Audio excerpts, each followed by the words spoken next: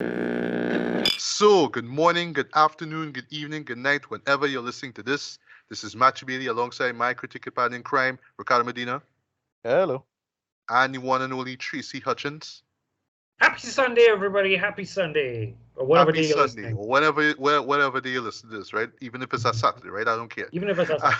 Yeah, and this is episode 100. Yes, the 100th Woohoo! episode, the 100th episode of BBB Radio. My Hello. God, my God, I, 100 I, I can't episodes. believe we've made it, sorry, to 100 episodes. This is just so amazing. And, before we even talk about movies, we only have like one movie to talk about today, guys, and a whole bunch of TV shows. I just want to get this out of the way here.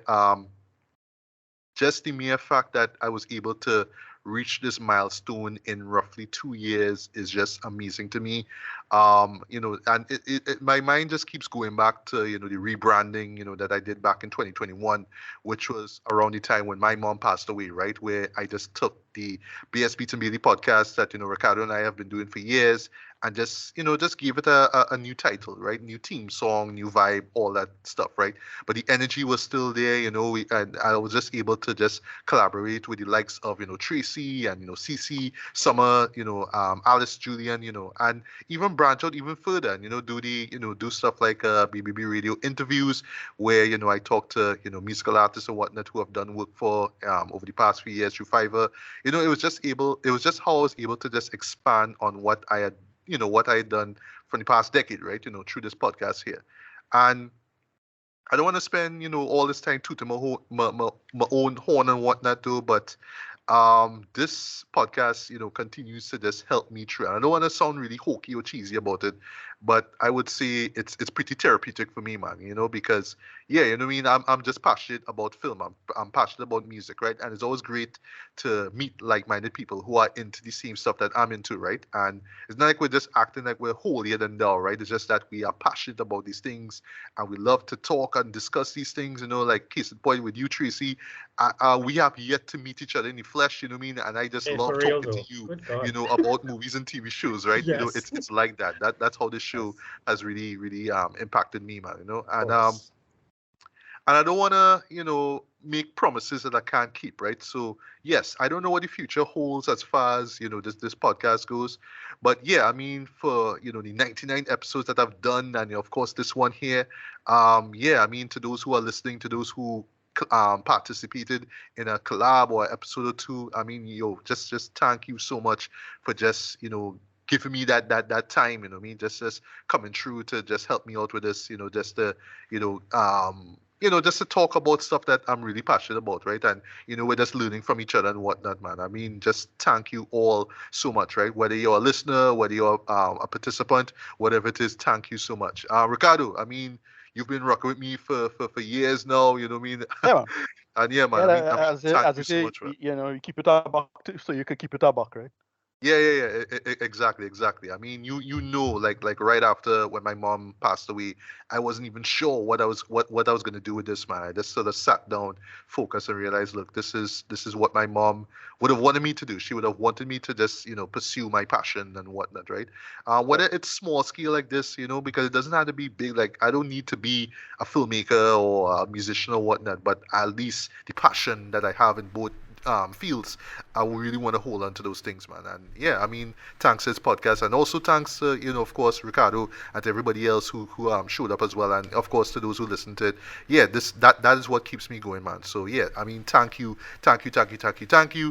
so much, right? I was So going to say, listen, this is your 100 episode. Toot your own horn as much as you want. This is a big deal. This is it is. huge. This is a fantastic opportunity that you've put in, like for people like me as well, to just to be able to come and talk nerd stuff and talk movie stuff. And I may just drag everybody out for Bobby because I am very, very insufferable about it. So get ready for that. But that is a whole scene. But yes, man, like vibes and vibes to you and Master Medina over this whole 100th episode. It is truly a milestone. Continue to rock on. Nice one. Yeah, and I'm gonna close with this, right? For me, something that always amuses me about this, right, is that it's done right here in Trinidad, right? Like, a place where you wouldn't even imagine a podcast like this even Yep. existing, right? And we've done it fairly simple enough, very effective, and admittedly cheap. You know what I mean? But we just went out of our way to prove that yes, it is indeed possible to do something like this, right? To actually create something that that you're passionate about. And yeah, I mean, it doesn't even have to cost anything, right? It's just, don't mind, we're still using Skype now, but at least we have mics and whatnot, and we have computers and laptops where we do even have to worry about meeting each other in real life, like how Ricardo and I used to do it back in the days, man. Yeah, we just pull up a Skype or whatever, pull up your mics and whatnot, make sure audio sound clear and whatnot, and yeah, we just rap, man, and that's pretty much what it is, man. So again, thank you all so much, right? So, before we jump into the episode proper, I have a big announcement I want to make, right? I filled Ricardo on this a while back, but I'm just letting you all know, as in those who are listening, and of course, Teresa, right? I will be launching a new podcast, right? But this podcast here, BBB Radio, is still gonna be on air, right? It's not going anywhere anytime soon, right? But basically, this new show here, I'll have to give the context of this, right? So the genre of hip hop, right, as in hip hop music, will be turning 50 this year. It'll be turning 50 Oh, wow. this August 11th, right? So in celebration of that, right, of all, the artists and the music and the albums that just pretty much shape our lives in, more ways than one, I will be launching a new podcast by the name of Hip Hop's Top 10, right? So the gist of it is that in the first episode, which I already recorded, I will basically just share, my top 10 all-time favorite hip hop albums, right? I'm just going to talk about why I love them so much, how they impacted my life and all that kind of stuff, right? But from there, I'm going to be interviewing, various rappers and producers, most of which I've pretty much engaged with through my Fiverr gigs, right? It was just artists who reached out to me, who wanted me to check out their work and whatnot, and I did just that. Some of which I absolutely love, and stuff like that, basically, right? So each episode is just going to be these interviewees just sharing their top 10 list. They're going to talk about why they love these albums so much, how it impacted their lives, how it impacted their art and all that kind of stuff, right?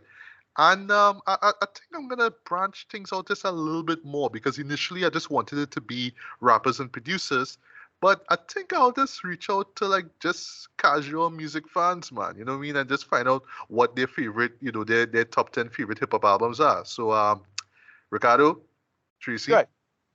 Oh, wow, man. if y'all interested, you don't have to come through if you don't want to, but if y'all interested, let me know. But basically, I want to have just a good amount of episodes. I'm not really sure Yeah. how much I'll have in total, but I want to have just like a good collection, like a whole season, basically, because this may very well be a limited series, right? And Right. if the vibe is strong enough that it could go past August 11th, then great. But really and truly, I just want to wrap things up by August. So at least, once you're ready, and you're waiting for, the ball to drop, so to speak, when, as far as, August 11th goes, yeah, you can always go and check out my podcast. I mean, it will be available on, platforms like Spotify, Apple Podcasts, basically the same places where you will find BBB Radio, you'll find the show here as well. And yeah, I actually have a few episodes in the can right now, and I'm just so excited to put this out here, man. And it's just all about just celebrating hip hop, just that love for that art form and that music, right? The lyrics, the bars, what I mean, the songs, what I mean, the album covers, all that kind of stuff. We're just gonna be geeking out over this series here, man. So yeah, hip hop's top 10. Definitely look out for that. As far as That when it'll sounds be like a vibe. released, most likely in May.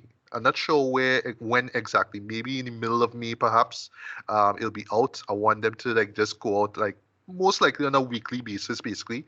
But yeah, man, I really really can't wait to launch this, man. You guys are gonna love it. Yeah, nice, man. I am looking out for it. I will look out for it very much so. All right, all right, all right. So with that being said, speaking of hip hop now I could finally jump back into Wu-Tang and American Saga. Way back in 2019, during the Bears Beaten Bailey days, I covered the first season of, what was, well, it's still technically a Hulu show, right? But yeah, I covered the first season back when it came out, and I actually like kind of put it out for the first time on YouTube. I'm not sure exactly why I didn't put it out there. Maybe it was just um, I don't know, maybe it was just some audio issue or whatever it is. I can't remember what was the issue back in 2019, right?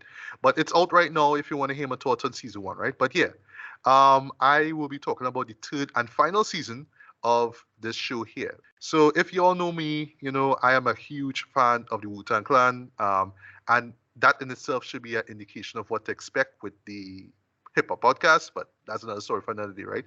But yeah, I am a huge fan of that group. The solo albums, the group albums, in particular the first one, which still remains one of my all-time favorite rap albums. So I kind of sell myself out right there, right? So and it's just how this group continues to evolve, or how each artist evolved over the years since they came into the scene back in like what, 92, right? And who would have thought in a million years, right, that we had gotten a TV show based off of that, right? Of course, it is helmed by the front man, if you will, of the group, the creator of the group, that would be Bobby Diggs, aka RZA, you know what I mean? I will talk about how his film work kind of comes full circle here with this series, right? But yeah, I never thought in a million years, sorry, we would have gotten a show like this, right? If you just look at urban musical biopics, yeah, it would make sense like something like this would be a reality, right? You've had Notorious back in 2009, which I still defend to this day. I think that it is a solid enough biopic, you know what I mean, Yeah. of the late great Notorious B.I.G. But I think where it reached its peak was with Street Outta Compton, right, back in 2015. Right. That was one of the first films that Ricardo and I, talked about, during the first season of BSB Tomato. We talked about that, right? But yeah, that was such a smash hit, you know what I mean? Just critically and commercially successful across the board. O'Shea Jackson Jr., you know what I mean, actually got his time to shine playing his dad, Ice Cube, you know what I mean? And just so much great moments in it, right? And it just introduced NWA and Dr. Dre to a new audience, right? But then, of course, you have to mention stuff like All Eyes on Me, right? Where, yes, you had somebody who looked and sound just like Tupac, but that was Yeah, not but enough to save the it was a show. mess. Yeah, that was Yeah, a and mess. it's unfortunate that John I didn't even Singleton, see rest that. in peace, yeah, couldn't have made that film because I imagine if he was alive, and I know there was some chicanery behind the scenes about him wanting to make it, but I imagine if he was in the director's chair, yeah, he would have made a masterpiece out of this way. But yeah, All Eyes on Me was just, it just didn't work, right? But then no, they actually kind of connected to Notorious because the same actor who played Biggie show up there. It was kind of weird. I don't know, right? But yeah. I mean, I thought at one point, well, especially with thing, I thought we was gonna get something like uh 90s hip hop cinematic universe, like you did do all the movies and you connect all of them, something like that. Oh, But no, Mhm. oh wow. yeah, No, that at that one would have point, been great. Yeah. right? Yeah, good. Yeah, Yeah, yeah. And I actually remember when you made that quote, when you said that actually when we talked about Straight Outta Compton, or I guess it was either that or All Eyes on Me, right? While I was watching this show here. But yeah, just to jump into the show one time, right? So, this is pretty much about the rise of the Wu-Tang Clan, right? How everybody met each other, how they dropped the first single, Protect Your Neck, how they right. put out the first album, Enter the Wu-Tang, 36 Chambers, right? And just all the stuff and all the business and showbiz stuff and music stuff that goes on behind the scenes, and just the members of the group kind of wanted to do their own thing and dealing with drama in their own lives, but Right. trying to keep the group together. It's that kind of it's that kind of biopic kind of thing, right? You've seen it before, right? But just not with this group here, right? Um, and just going back to what I thought about the first season, right? So I'll confess something here, right? The first season, which I actually recapped in preparation for this here, right? For this season here, um, is rocky. It is, right? It's spotty at some points. You could tell like this was where they were trying to find their own footing, right? I felt like there's a lot of time focus on the come up. It was all about, all right, we need to hook up and we need to do this and we need to do that. But it just didn't end with them actually like putting out the single or like doing anything or forming the group or even putting out the album. It was just about everybody have their own drama and they just need to come together to do this thing, right?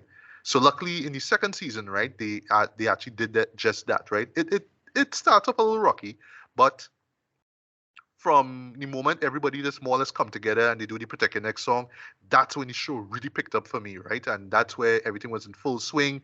You got the hits, you got oh, and by the way, I should mention though the needle drops in this series. So, whew, if you Yeah. if you're a vinyl junkie, if you're a hip hop fan, boy, you will love these needle drops, right? Particularly in the fact that some of them actually were sampled in Wu-Tang songs, right? So that was really Right. great, right? But yeah, it was just seeing how everything came together, right? Particularly with RZA, who is played by Ashton Sanders, him pretty much saying, "Yes, I want this. I want y'all to come together. We could do this thing." I tried doing this thing solo on my own with the Prince Rakeem stuff, but that didn't work. But I believe in you guys. Let's come together and let's show the world that yeah, Staten Island, could rock it. You know what I mean? As far as hip hop goes, right? And yeah, I mean from there the ball just kept rolling, and it was just literally banger after banger, right? When it comes to that second season, man, that was just a substantial improvement over the first season, in terms of pacing, in terms of characterization and whatnot. It just stepped things up, right? But also, what they did very well, right, is that and they also did it in the first season, right? Where they'll have these individual episodes, and they kind of serve as sort of standalone episodes, right? But they just more or less kind of heighten a certain vibe or a certain something that or a certain event that took place, right? So case in point, there's a moment where there's an episode basically where RZA is talking about where it's basically about RZA creating the beat for Protect Your Neck. Right. And if you are an instrumental junkie like me, you will just be in love with this too. It's just like you going into like the inner workings of how somebody could sit down and come up with a beat. You know what I mean? Pitch and tone and find the right sample, all that stuff, boy. I was just in love with that too, right? And of course, because the Wu-Tang was always about, martial arts and all that kind of stuff. Yes, they will make references to martial art films and whatnot, right? So like in season one, they had a great, reference, I would say like a tribute, if you will, to Shaolin versus Wu-Tang, right? Which was, yeah, I mean, the movie that pretty much inspired them to form this group, right? And yeah, in that second season, you'll see references to movies, and whatnot, right? They did that very well. Actually, in season two, if I'm not mistaken, there's a reference to the Killer, right? As in John Woo's The Killer, right? Because yeah, if you're familiar with Raekwon's debut album, Only Built for Cuban Links, right? Which guest stars, right? Ghostface Killer, right? 'Cause you know them as like, Ticker Steves and whatnot, right?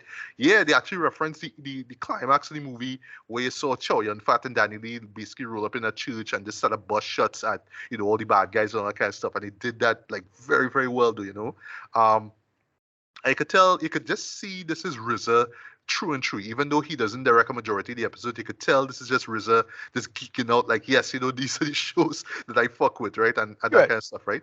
But yeah, on to season three now.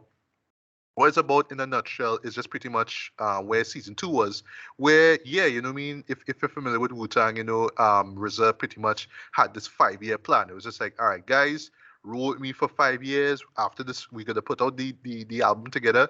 Then afterwards, I'm gonna get you guys into the game as well. We're all gonna set ourselves up, for life, right? But the catch is, and this is actually like like still to this day one of the briefest and best moves as far as just business, just in the music world as a whole, right? Yeah, just setting up your artists, right? Your partners, if you will, in different labels, right? So Right. yeah, I mean, Jizza was in one label, Method Man was in Def Jam, for example. Old Dirty Bastard was on another label and stuff like that. Well, yeah, Old Dirty was on what is by Electro Records. That's with Busta Rhymes. Um, Met was on Def Jam, and of course, Jizza was on Geffen, right? So yeah, so stuff like that, right? And yeah, that's pretty much ensuring that everybody is in a particular spot. So when they put out the albums, they could just live off of the royalties and stuff for life, right? But yeah, once that 5-year plan is up, well, yeah, that's pretty much it, right? That's not to say that the band will like split up or whatnot. It's just, yeah, everybody could just more or less kind of do their own thing because they establish where they are, right? And yeah, that's where this season leads up to, where the 5-year plan comes to an end, right? Um, and just in this case too, the show just focuses on, I would say, the most impactful year of their career. That would be 1995, right? Because yeah, they had 3 solo albums that, I mean, are bona fide classics, right? That would be Jizz's Liquid Swords, Old Dirty Bastards, Return to 36 Chambers, the dirty version, and Raekwon's Only Built for Cuban Links, right? So yeah, they more or less focus on those three albums in terms of just how they were able to put those albums together.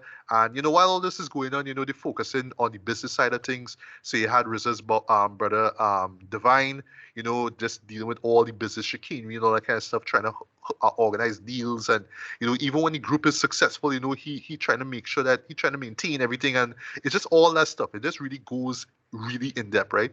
But then at the end of the day now, before I jump into my thoughts now, it's about the group themselves and what everybody is going through, right? Whether it's RZA or Jizza or Inspector Deck, everybody have a story in this, right? Even Old Dirty Bastard, right? Who I'll talk about in a bit, right? So I'm gonna just get this out of the way, and forgive me if I'm biased by this, but as a Wu-Tang Clan fan, I kind of love this show though.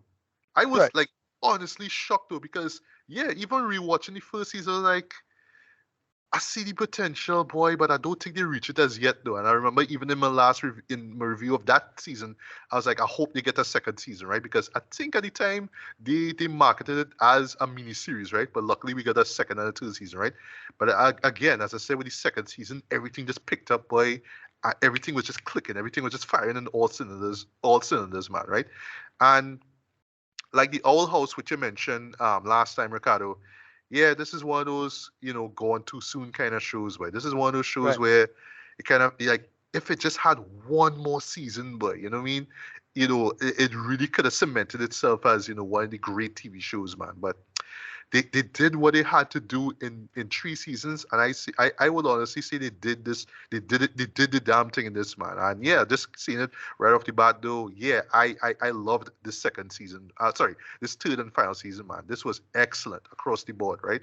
The key thing to all of this working though is the performances, boy. Like everybody, right? All main cast and whatnot. Everybody come through, do their thing. Even right down to Ashton Sanders, who at first, with the first season, I was real iffy, like, dude, you're not RZA. Yes, you have the RZA-isms. How he talk like, yeah, like, we're gonna do a label, and yeah, we're gonna do this thing, right? He has that RZA lingo down basically, but still at the time I was like, dude, you don't look like RZA, right? You don't look like him, right? But yeah, over the set of episodes, over the seasons and whatnot, I was like, yeah, he is playing this role like superbly, in my opinion, right? Right. For me, the standout for me has to be Shamik Moore, boy. He plays Raekwon. Not only does he look the part, though, he talks the part, he walks the part, right? He's that, yeah, we ain't gonna go in and out like that, you know what I'm saying? You know what I mean? He talks like that. He's that grimy dude with gold teeth in his mouth, you know what I mean? He is that guy, and Shamik Moore nailed that perfectly, in my opinion. Sadiq Soderson, who plays Ghostface Killer, right? Yeah, he is great as well, right? I just love the characterization that they give him. I still don't know if this is true that he was actually like if RZA's sister Cherie, who's played by Zoli Griggs, is actually Ghostface's baby mama. I don't know if that's true or not. I don't know, but yeah, I thought that, yeah, I mean, Ghostface Killer was while at least the actor who played him was great as well, man. And I should also mention too, they actually replaced Joey Badass, right? Because he was playing Inspector Deck in the first season, right? He just was there for like a few episodes, but then he was replaced by a guy by the name of Uyo Ata Udi, if I got the name wrong, forgive me, right? But yeah, he was great as Inspector Deck, though, I must say, right? Jizza, who's played by Jonel Xavier, Jonel Xavier Young, great as well, right? You God, who's played by Damani Cease, great as well, right? Master Killer, played by Jaquan J. Kelly, is great, right? But I should mention too, Dave East, the rapper himself who plays Method Man, right? Yes, the first he's like, no, you don't look like Method Man. You could sound like him, the same kind of husky voice, but you don't look like him, right? But just like Ashton, yeah, he did this thing, man. Like, I'm not saying he was great in terms of acting, right? I mean, he's a rapper first and foremost, right? But yeah, in terms of like embodying who Method Man was, he was great, man. But the MVP for me though has to be T.J. Adams, who plays Old Dirty Bastard, boy. Even when the first season, when I did a review of it, I thought that he was just a great. He stood out. He was just a great performer here. And yeah, in the second and third season, especially in this season here, boy, he's given so much more to do. He has a lot more screen presence, so much time to shine, right? And just a few things I just want to mention here before I get to it, right? So going back to the standalone episodes, right? What they did here, which blew my mind, right, was essentially with those three records that came out in 95, right? Liquid Swords, Return to 36 Chambers, and Holy Bill for Cuban Links, right? They would have these special episodes, right? Which is just pretty much the thought process into how these albums came to be, right? So with Holy Bill for Cuban Links, if you're familiar with that, that's very mafioso, very, crime, gangster kind of stuff, right? And yeah, it's just pretty much this sort of crime drama kind of thing scenario that you get, like a full narrative that you get here, right? Starring Raekwon and Ghostface Killer, right? But it just includes songs from the album as well too. And I think for me that is like easily the best episode in that whole series, in that whole season, right? If you're a fan of that album, you will love that episode, right? Old Dirty Bastard got his own episode as well too, right? And just to touch briefly on him himself, right? Because if you well, at least if you know, yeah, old Dirty Bastard passed away in the 2000s actually, right? I think it was due to like a drug overdose or something like Right. that, right? I So forget. I Yeah. admire the fact that this show did address his drug use. They did address it, right? But they didn't glorify it or they didn't show it like, like this. It's not like they're trying to discredit him because he was into cocaine or whatever it is, right? Right. It's just that was just who he was and that was just what he was into, right? But no, there was no moment of, there was no intervention scene, and it's like, oh, Dirty, what are you doing, and all that kind of stuff, right? It was just something that he did, but yeah, you have to kind of respect that RZA actually approached it in this way, right? Because yeah, even when Dirty died, it wasn't like they went on, into the meet. It's not like they went into interviews. I was addressing that situation, the drug use or whatnot. They kind Right. of Exactly. kept it to themselves. It's that kind of thing, right? So at least the show respects him as a Russell Jones himself enough not to give too much depth and question, the drug use and all that kind of stuff. It was just something that he did, right? That being said, if you're familiar with his debut album, yes, that episode also lives up to it as well too. It is pretty much this crazy, over the top, 70s black exploitation setup, right? And if you're familiar with the album, particularly if you're familiar with the video for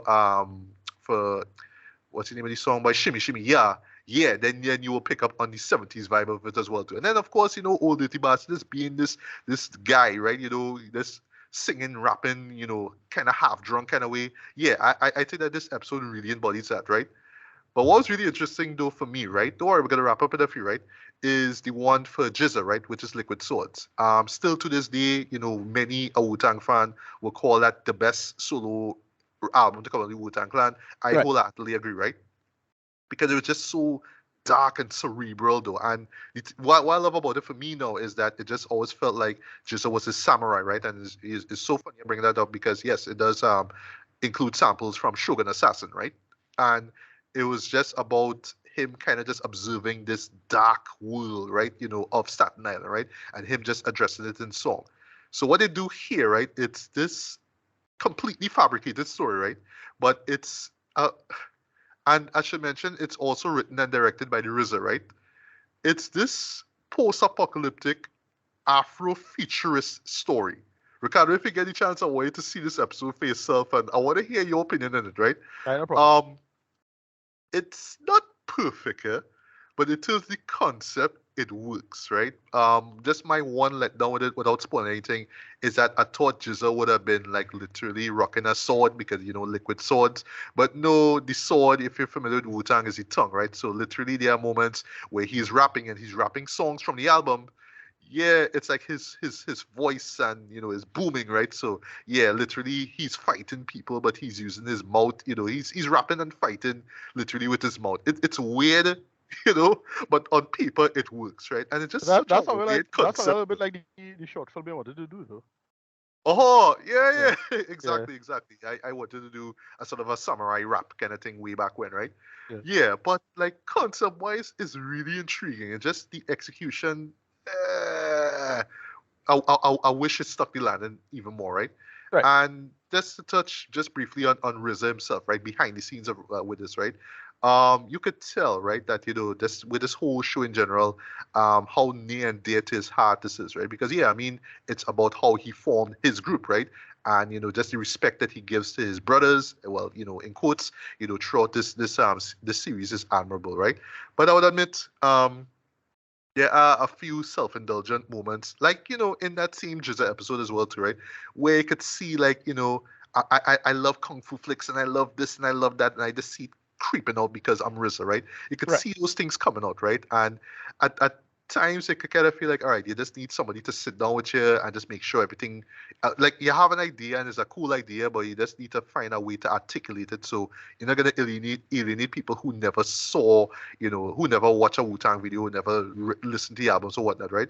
What I will say, just to wrap up the whole Jizz episode again, right? I do love how it references probably one of the most one of the standout songs and videos from that album. That would be Shadowboxing, right? Slash Seven Chamber, right? So the scenario of that video is carried across into the show, into that episode. Again, it don't totally work, but I see the vision, I see what you're getting at, right? Yeah. And that leads to the final episode, which of course is directed by RZA, right? The series finale, right? And that is, well, if you're familiar with the Wu-Tang's rise, yeah, it centers on, the second album, Wu-Tang Forever, right? That's the first and only um, double album, right? And yeah, it was a huge success, even though I am not the personally I'm not the biggest fan of that record. But yeah, I mean that put them into superstardom like immediately, right? Of course, the music video Triumph, I mean that song is just so incredibly epic. And even touch on the music video and stuff too, just briefly, but that was really cool. But yeah, in this episode, well, yeah, I mean the 5 years is almost up, and you just kind of see how that will affect everybody in the group going forward, right? And I actually thought that, yeah, in terms of just ending this whole series off, yeah, RZA did a great job, man. You know what I mean? And again, it's just because of just how um, devoted he is, you know what I mean, just to telling the story, right? Just how he just wants to acknowledge, you know what I mean, what not just what he did, but what his band members did as well, man. And yeah, this show is a testament to that, right? So in closing, yeah, I really, really dug this season, man. It again, it's one of those shows that just ended way too soon. I felt we could have gotten more, like just one more season, just to flesh certain character arcs and whatnot out. I felt we could have gotten more of those, the idea behind the record kind of episodes. Like I felt we Right. could have got more of that in particular. But I mean, for what it's worth, just in terms of covering the discography between 93 to 97, because that's pretty much where everything is covered, right? Well, of course, the year before when Protect Your Neck dropped, you know what I mean? So that's 5 years in total. Yeah, the show still did a great job, right? And it didn't feel rushed, even though it was the final season. It took its time, it fleshed characters out and stories and whatnot. The needle drops are great. They even include actual rappers like who were big in the 90s as well too in certain scenarios. And I'm gonna say who. Um, and it kind of goes back to Straight Outta Compton, for example, where, like, perfect example, like in that movie where we saw Snoop Dogg and it's like, wait, he doesn't look like Snoop Dogg, blah, blah, blah, right? So Right. they Right. kind of do that here where it's like, hey, he don't look like this guy, but by the way how they dress and talk, that's how it's supposed, that's who they're supposed to be, right? And I would say that if you're real nitpicky about this stuff, then don't even bother to watch it, right? But Right. yeah, like I don't know the behind the scenes how they get these actors, but look, they came, they played a role. I thought they played the role very well. The extras who came to play other rappers did their thing, and other music individuals, they did their thing as well. I thought that as far as just in terms of just a show as a whole, just technically and writing in particular and acting as well, yeah, this was great, man. So I think I talked long enough about this. This season, even though the show itself just ended way too soon, man, I thought that it ended things on a fantastic note. As a Wu-Tang fan, I am pleased. I am thoroughly pleased by what I saw here. So rating wise, I'm gonna give this a strong 4 to a very light 4.5 out of 5. Right? I would say if you are not into rap music, then this show will do nothing for you. I should mention, one thing I love about the show here is how raw it is. Like in terms of the dialogue and everything, it feels raw, it's gritty, it's real, and I fucks with all of that though. But if you're the type who just not into that and you just kind of like things to be wholesome and clean, yeah, why are you watching a show called Wu-Tang and American Saga, right? I don't know, right? And I'm gonna close with this, right? Into the whole full circle thing with RZA. I really feel like this was the show that he was always destined to make, right? You could see it, like the trajectory, with stuff like Man with the Iron Fist and Right. the little remember and the marginally remembered sequel to that too. It always feels like RZA was just always trying to make a movie that embodied what Wu-Tang was about, right? And look, I mean, now he has a show under his belt which pretty much did that, right? I feel he probably look at 50 Cent and the success of Power and say, all right, you know what? I'm going to do something like that. but I gotta do it about the Wu-Tang, right? And yeah, I mean, I can't be mad at the man. I can't be mad at the man, Dread. You know, RZA did his damn thing with this man. It's just, you know, again, 3 seasons, man. Ugh, wish you got one more, right? But yeah, for what it's worth, I think that is excellent. It's on Hulu right now. Definitely check it out if you're a Wu-Tang fan. You will love this. Well, hopefully you'll love it, I should say. If you're not familiar with their music, I really suggest that you check out their records first before jumping into this. But I think that the show works well enough that even if you're not familiar with the music or the references, you still will be able to pick up on what's going on and you could get back to this stuff and, you know, check it out on your own time, right? So yeah, I talked long enough. Wu-Tang and American Saga is the real deal. Season 3 is going to be up there as one of my favorite, you know, TV shows of 2023. And yeah, I mean, can't recommend this enough, man. Yeah.